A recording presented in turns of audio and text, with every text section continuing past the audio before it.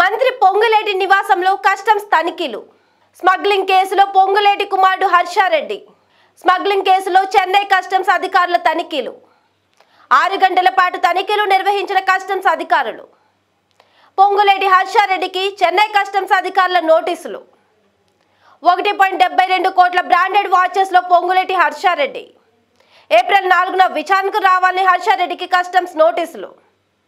Dengue ఫీవర్తో బాధపడుతున్నట్లు చెప్పిన Harsha Reddy. April 27 తర్వాత విచారణకు హాజరవుతామన్న హర్షారెడ్డి. పొంగులేటి హర్ష నుంచి 2 బ్రాండెడ్ వాచీలు స్వాధీనం. హర్షారెడ్డి కోసం సింగపూర్ నుంచి తీసుకువచ్చిన మొబిన్.